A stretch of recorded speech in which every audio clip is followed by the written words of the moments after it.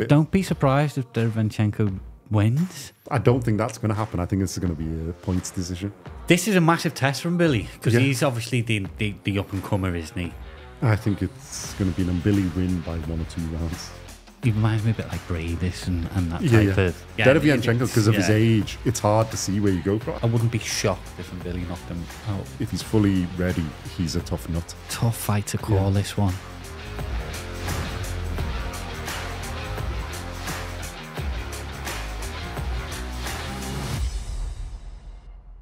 Welcome back to BoxCast. Today we're going to be looking at the upcoming fight on the 17th, I think, of August, between Christian Mbilli and Sergiy Bohachuk.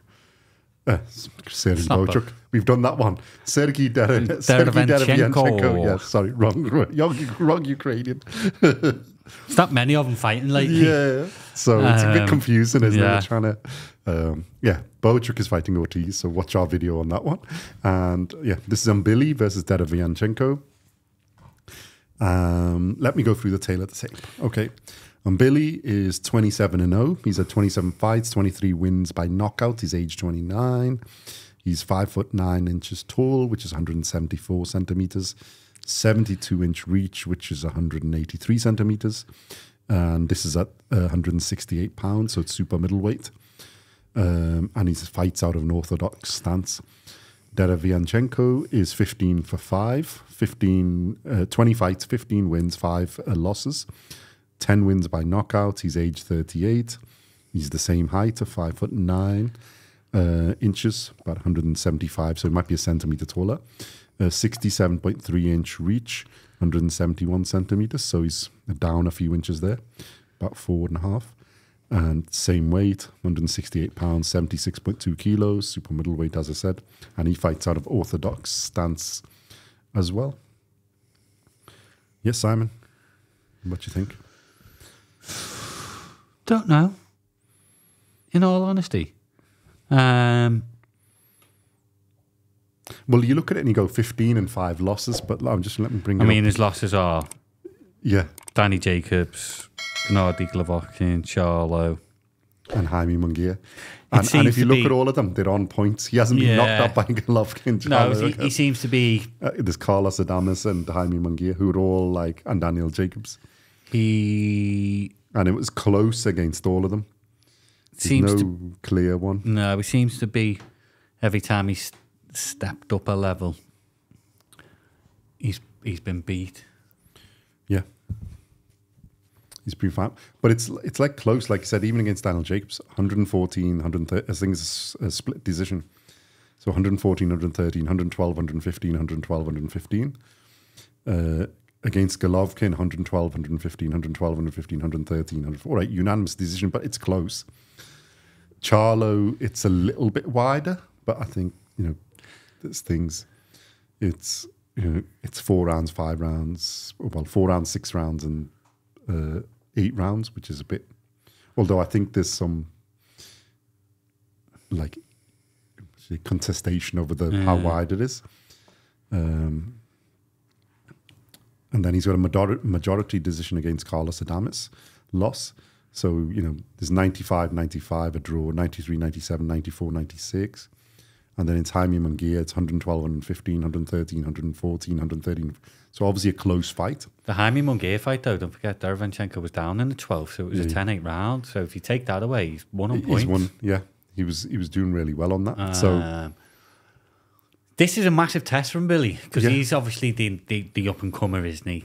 Well, he's a 27-0, isn't he? And he is, Again, it's one of them is, this is a good...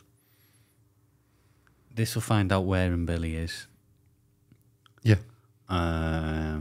It's a tough fight. Yeah, because obviously, I hate saying it like this, but your world-class and elite level fighters are beating Derevyanchenko. Not comfortably, but they're beating him. Any of the ones that are in the world title thing or have been or will. So it's one. It seems to be like a good... He's a good measure of that position. Are you really a title contender? Then you have to beat. Oh man. And I think that's what it is. Basically, obviously, Derevyanchenko's 38. He's near the end, so I think it's a measure of Mbilli. They're throwing him into a real Proper tough fight to see how I'd say it's he his toughest copes. fight he's ever had. Yeah.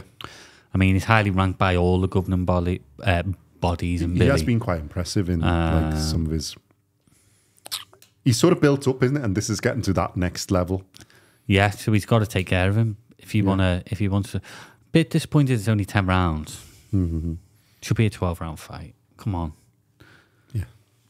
But I've seen the amount of punches that Mbilli throws. And Derevyanchenko is 38. I'll just say. yeah, Haven't said that. Crawford's nearly that age and he's quite good going. yeah.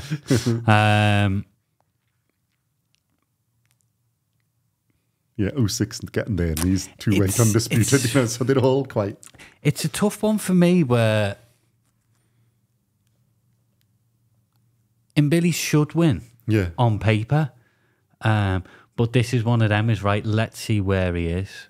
And as you've said, the Ukrainian lot have had like good contests. And don't be surprised if Derevyanchenko wins. I think it'd be close. And it'll be a points thing. I don't think you're going to knock him out.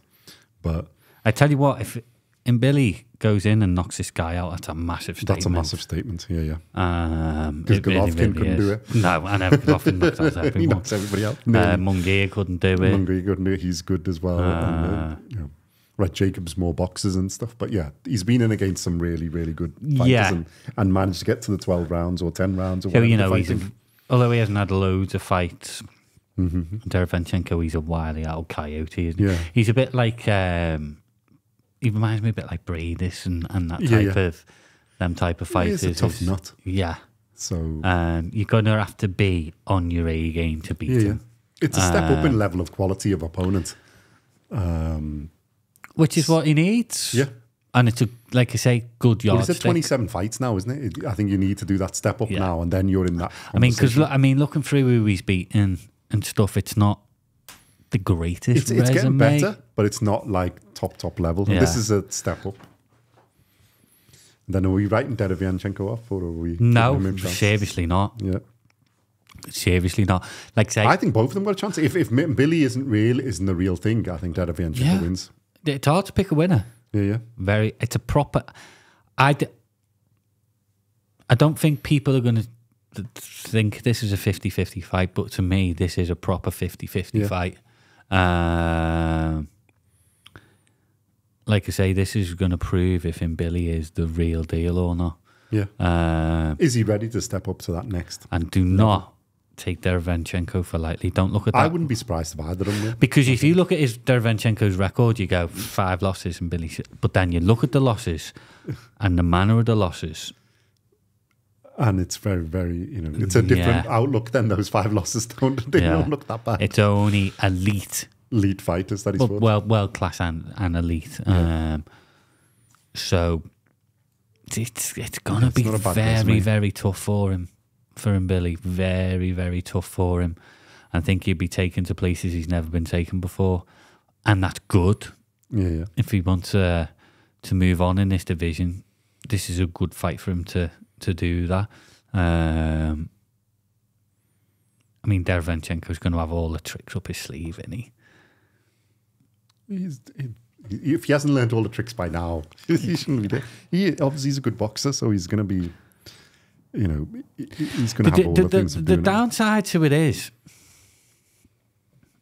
this is where I feel not sorry, but I think it's a little bit unfair. Is if Mbilli wins, he moves on to bigger and better things. If Derevyanchenko wins, he doesn't really move on to bigger and better things, does he? Because all it is he's was fought to most of the people at that weight.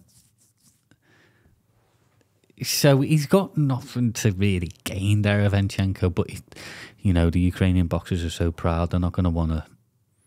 He's going to want to put on a performance, and it's a big name for him, Mbilli, because Mbilli is the up and coming star. If he wins, he's got some big fights. You've got Munguia. Well, then he's fighting those are the ones that are left still fighting out of that title list. Billinger's fighting Canelo. That looks juicy after watching the press conference today. Billinger's very, very confident. Canelo looks like he wants to rip his head off, ruffled which his is feathers a good little because bit. he hasn't looked like that for a bit. Yeah. You got Jaime Munguia in there. You know, Jaime Munguia and Billy's a good. I like that fight. Yeah. If Mbilli comes through this, Yeah. I do like that fight. It's a measure in it because obviously Munguia has beaten Derevyanchenko, so that would be a step up. That's a next level of step up of opponent. I like that fight. That's a good fight. Yeah. For both of them, I think that would be. But yeah, tough. He's got to get past Derevyanchenko. It's a close fight. Tough fight to call this one. Well, Derevyanchenko is known as a technician, isn't he? So he knows what he's doing in the boxing ring. Like you said, he's only been closely beaten by real world-class plus elite boxers.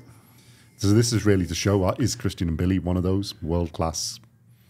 I think at this level, it's world-class. So, yeah. And Derevyanchenko, if he wins, yeah, it's like you said, the thing is, where does he really go? But then he's just a test for whoever else is in there. Yeah. Mbilli's got, what, 22 knockouts, is it? In his 27 fights? 22 or 23? 23. I don't know. Can't pick a winner. He got two. Cannot pick a winner. Yeah, but even most of his wins, like, points are like quite clear because obviously slightly lower position he's gone through. I mean, he's only really fought 10 rounds. So that's probably why it's only 10 rounds, isn't it? Obviously, yeah, I don't think he's fought a 12-round fight. Shocking. Yeah, 4s, 8s, and then it's gone up to 10. Who do you pick for this? You're in the same dilemma as me. Yeah. I mean, I think it's set up, as we've said, it's a test for Mbilli to go, are you the real thing? Are you really world-class to be at that level? Because I think you've got to be world-class to beat Derevyanchenko, as we've seen. The only people who beat him are really world-class fighters. So you've got to be, it's a statement to say I'm world-class. If he gets them out of there, that's a proper statement. If he manages to knock him out. I don't think that's going to happen. I think it's going to be a points decision.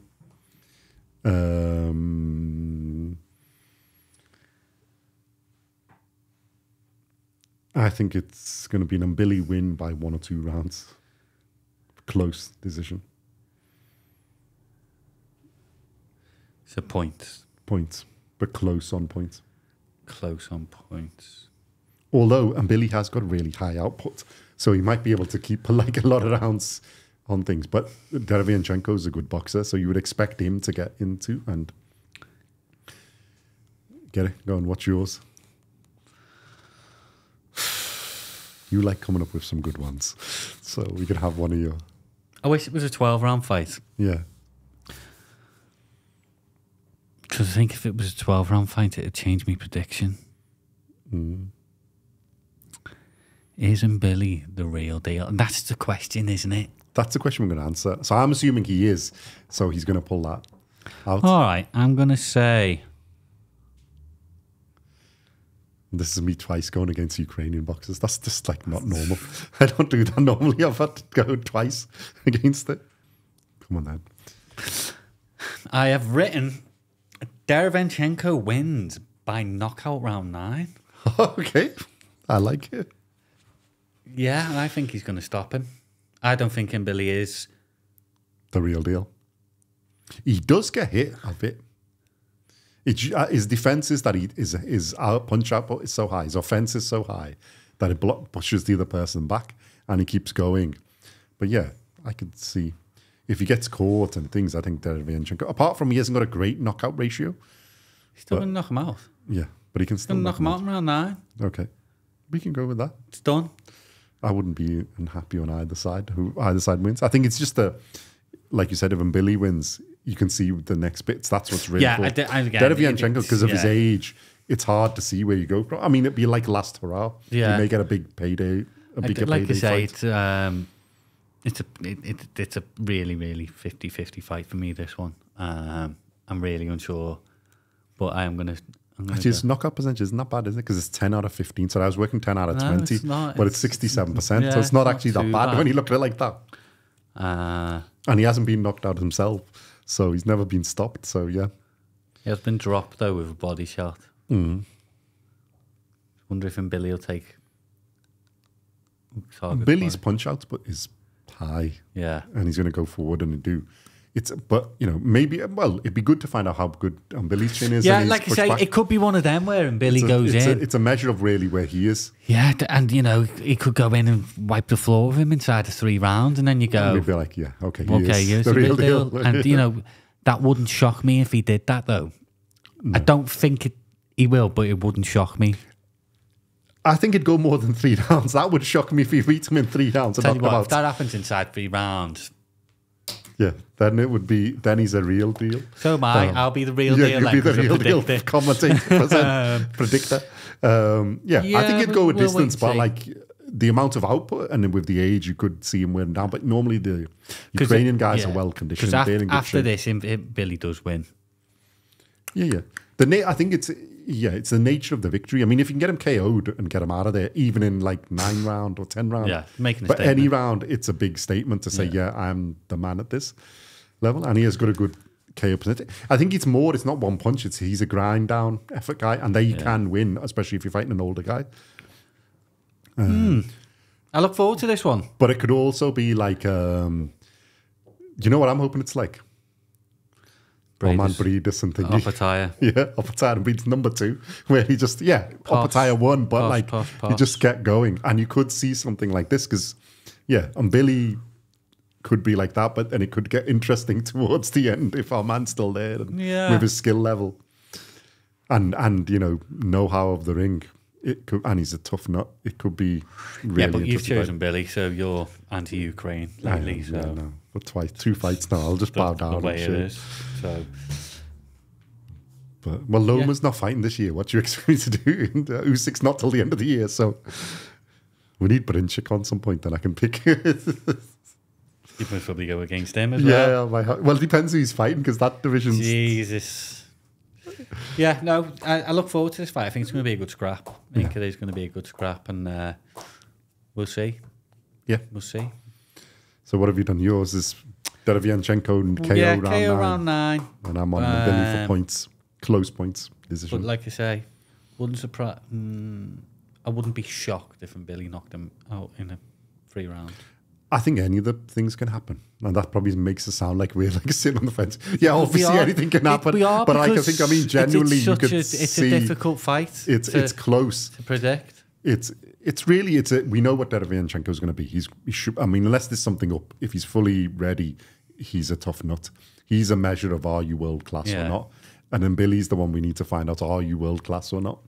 And then how world class are you? Because, within that branch, are you just about scraping in? If you KO him and get him out, then, you really are. So, I think that would be there. So, I think this is we haven't said Montreal, it's Quebec, I think. Canada. It's going to be in Canada in the camp of things, I think. Always dodgy scoring in Canada. Yep. Which is also... I'm joking, by the way. Point. Before everyone starts on me. Yeah. So Videotron Centre, isn't it, Quebec? So City.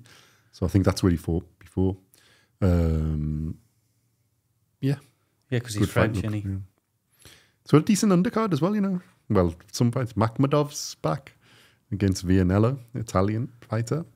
Iglesias Agbeko, a super middleweight, other fight as well. And then a lightweight one between Mason and Quintana. I think Mason is... Might have a little watch of the full card on that one. Yeah. I mean, it's not Riyadh season. Not Riyadh season. But it's not. Some it's of these, not bad. some of these little smaller shows they put on some Canadian ones. They have fights. some really good fights. Well, I think Mbilli's built his name on the Better Biebs ones and stuff, isn't he? There, and some of the others, and then they've got some good fighters there. I'll enjoy. So you've got a good mix in here. So it's worth watching. This is 17th of August, and we will watch, and then we will see what happens, see which one of us is correct. Let us know what you think. Like, subscribe, and usual goodness. Yeah. Give Simon some grief. I love your grief. And some good comments. And we will see you in the next one. Thank you very much. Thanks a lot.